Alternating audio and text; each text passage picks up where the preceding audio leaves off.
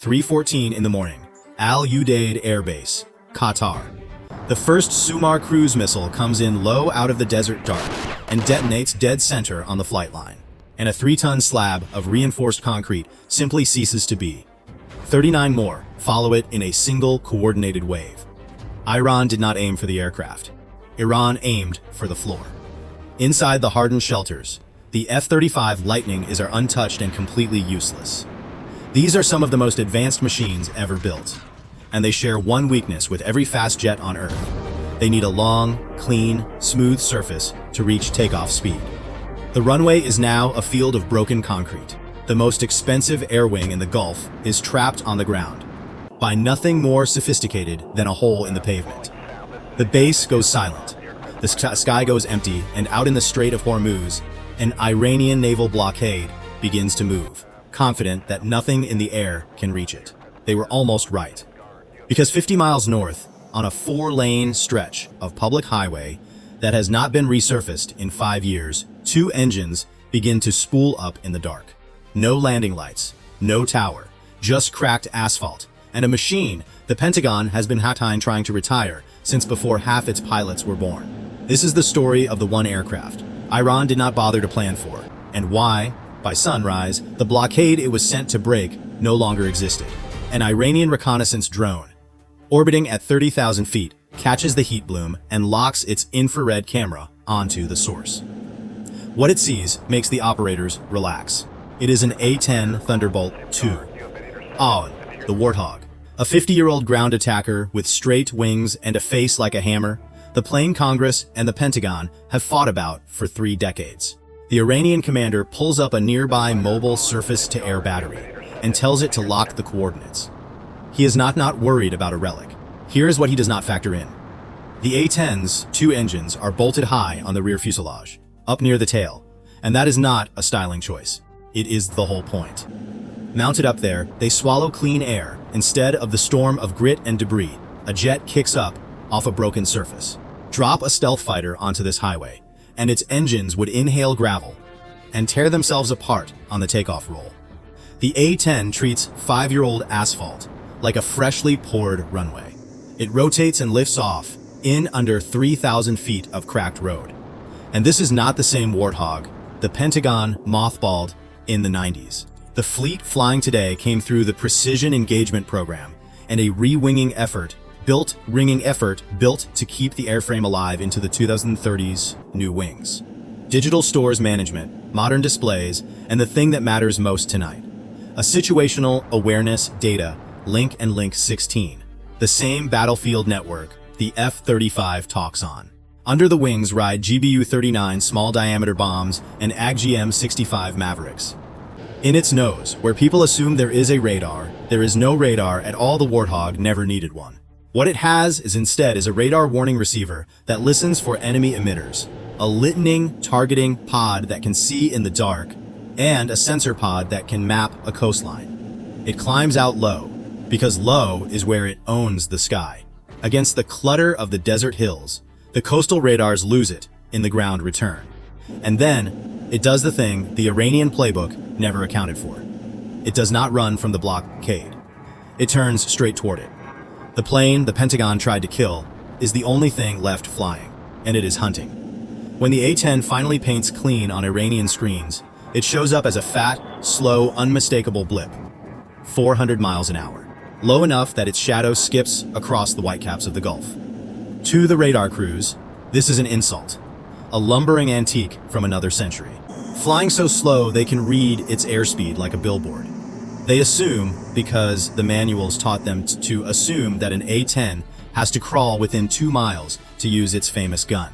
So they crank their engagement radars to full power to run the intercept. That is exactly what the Warthog wanted. Because while the Iranians are lighting up the sky to find the relic, the A-10's radar warning receiver is doing the opposite of hunting. It is listening. Every Iranian set that goes to full power is a voice in the dark, and the Warthog is cataloging all of them, sorting the search radars from the fire control radars, fixing their positions, quietly assembling a map of the entire coastal defense grid from the energy the Iranians are pouring out to find it. The mobile battery fires, This is a third Khordad, the same class of Iranian SAM that knocked an American Global Hawk out of this exact sky in 2019, and its missiles arcs up and over. Seeker locked onto the A-10's heat.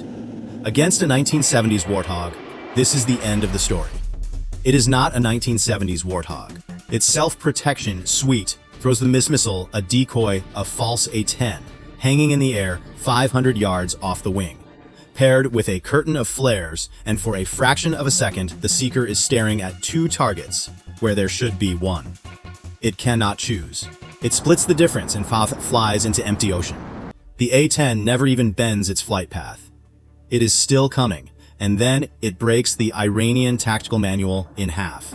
It does not dive toward the battery to use the gun. At 40 miles out, it pops up, and the wings let go a ripple of GBU-39 small-diameter bombs. The GBU-39 is a glide weapon. Released from altitude, it spreads two small wings and soars to its target on its own, silent, with no engine and no warning. The A-10's modern racks let a single pylon carry 4 of them, which means the Warthog did not bring 2 bombs to this fight. Or 4, it brought 16.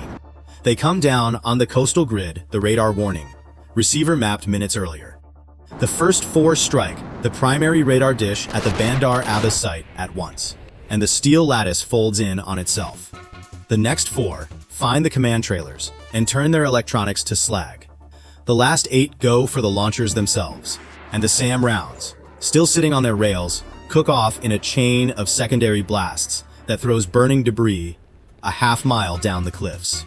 60 seconds. The coastal defense grid that was supposed to be impenetrable is blind, deaf, and burning, and not one bomb was dropped within 16 miles of a gun. The Warthog did not punch through the air defenses. It stood off over the horizon and dismantled them from outside their own reach. Now it banks south, toward the water, with 30,000 pounds of ordnance still under its wings, and the real reason it came. The Strait of Hormuz has become a parking lot of Iranian fast attack craft small boats, 100 feet long, packing heavy machine guns and Noor anti-ship missiles. 50 of them, swarming, weaving, the URGC's signature tactic, come at a warship from every bearing at once, until its defenses are saturated and something gets through. The A-10 drops to 500 feet and flies straight into the swarm. The boats open up. A wall of tracer fire climbs into the dark, thousands of rounds hammering the fuselage and bouncing off. The cockpit sits inside a tub of titanium armor, weighing 1,200 pounds, built to shrug off a 23mm cannon shell at point-blank range. Machine gun fire from a bobbing speedboat is rain on a tombstone. The first Maverick comes off the rail and crosses the water at 700 miles an hour. Its Seeker hunting the hottest thing on the target, the engine. It buries itself in the stern of the lead boat, and the hull comes apart. The engine block skipping away across the surface like a flat stone thrown sidearm. Then Iran lands a real blow. A frigate tucked in the radar shadow of a commercial tanker fires a MiSig-2, a shoulder-launched heat seeker, fire and forge it. And at this range, there is no time to decoy it. It streaks up and slams into the A-10's right engine. The whole housing erupts in fire. Turbine blades, spinning at thousands of RPM, rip out through the side of the nacelle like grenade fragments. The right tail fin is punched full of holes. The jet lurches hard right, its nose dropping toward the waves. The Iranian crews wait for the explosion. It does not come. This is the moment the Warthog's whole ugly genius pays off.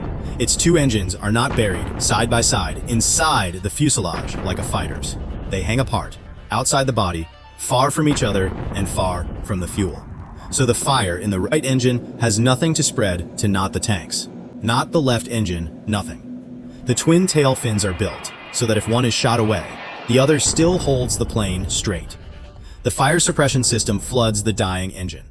The flames choke out, and the A-10 levels its wings. It is now flying on one engine, with half a tail, hydraulic fluid bleeding red from its severed secondary lines, and it lines its nose up with the center of the swarm. A loaded A-10 does not need its airframe intact to keep killing. It needs its airframe to be destroyed to stop. If it is in the air, it is still in the fight. The nose begins to glow. This is the GAU-8 Avenger, a 7-barrel Gatling cannon, roughly the size of a Volkswagen. firing 30mm rounds at 3,900 a minute, the gun the entire aircraft was designed around. The first burst rakes a cluster of 5 boats.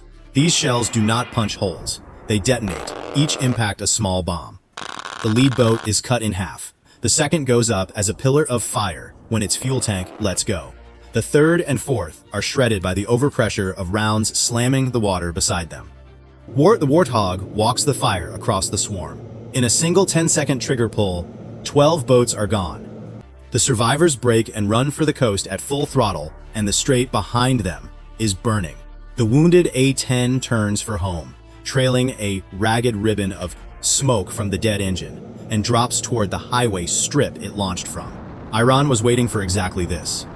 Their intelligence tracked the relic back to its improvised nest, and as the jet lines up on the asphalt, the ground ahead erupts.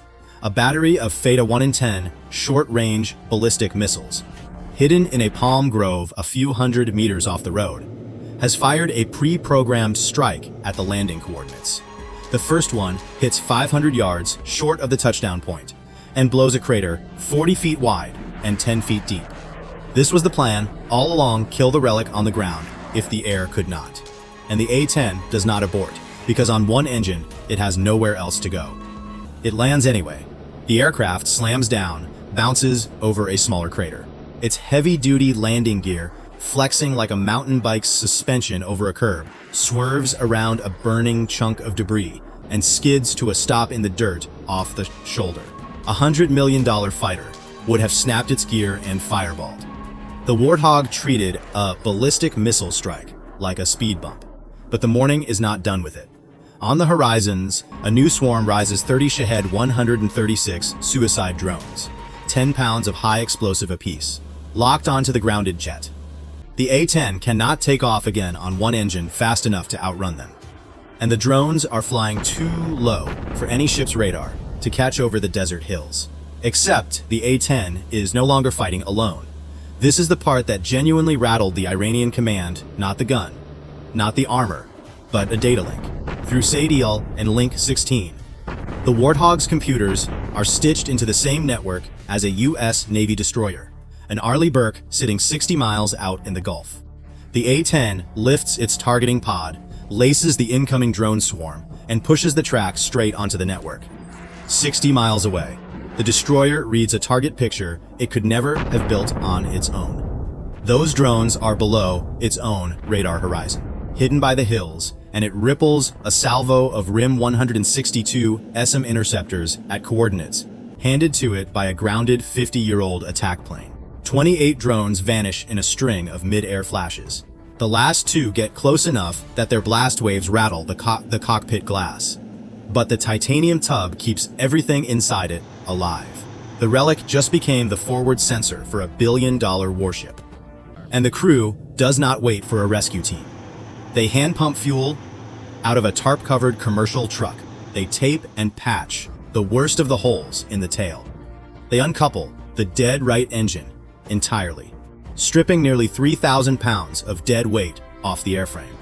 And they hang a last payload on the surviving pylons, APWWs, ordinary unguided rockets turned into precision weapons by a laser guidance kit screwed onto the nose. The highway is still under fire. More missiles are inbound. The Warthog runs up its one good engine, uses the dirt shoulder for a takeoff roll. The high-mounted intake spitting the gravel clear, the big straight wing hauling it into the air in under 2,000 feet. It is a lopsided, smoking, scarred ghost of an airplane, and it is flying. On the way out, it finds the Feta 110 battery that has been hounding the road, now trying to slip away beneath a bridge. The A-10 has no fuel for a duel.